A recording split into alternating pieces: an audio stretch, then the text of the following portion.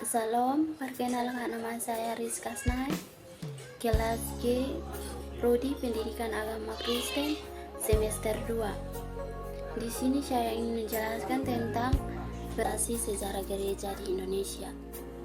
Tetapi sebelumnya saya ingin menjelaskan tentang arti dari sejarah gereja. Sejarah gereja adalah sejarah panggilan Tuhan dan sejarah jawaban yang diberikan manusia terhadap panggilan itu. Periodisasi adalah bahkan waktu dalam sejarah atau usaha membagi masa sejarah gereja itu atas periode atau batas waktu tertentu.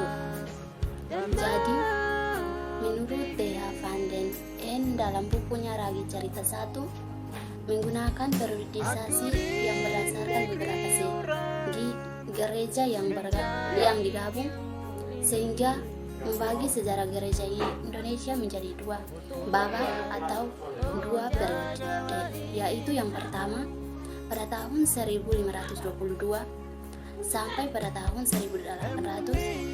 Itu dapat dipertimbangkan dalam beberapa hal, yaitu yang pertama pada tahun 1522 orang-orang Portugis tinggal dan menetap di Ternate, yaitu di wilayah Indonesia. Yang kedua, dalam periode itu juga negara Portugis dan VOC mempermainkan peranannya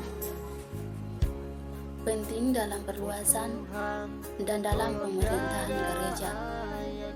Di lain pihak, misi sending diselenggarakan oleh suatu lembaga gereja dan membawa serta bentuk ibadah dan ajaran yang berlaku atas gereja itu. Pendekatan mereka juga bersifat negatif terhadap agama dan budaya Indonesia. Dan orang-orang Indonesia juga tidak ikut serta dalam kepemimpinan gereja dan organisasi gereja bersifat hierarkis dan dipimpin oleh orang Barat.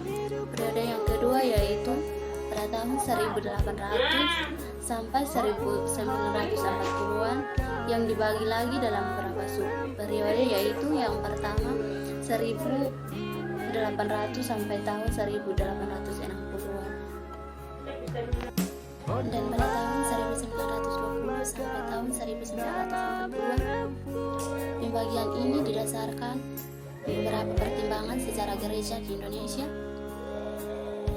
yaitu yang pertama karena faktor perluasan, yang kedua faktor pola berpikir para sending atau misionaris, yang ketiga faktor peranan orang-orang Indonesia dalam kehidupan gerejani, dan yang keempat faktor perkembangan di bidang politis. Faktor-faktor ini berlaku bagi sejarah gereja di Indonesia dilihat sebagai satu kesatuan. Mungkin ini yang saya dapat sampaikan. Sekian dan terima kasih. Shalom.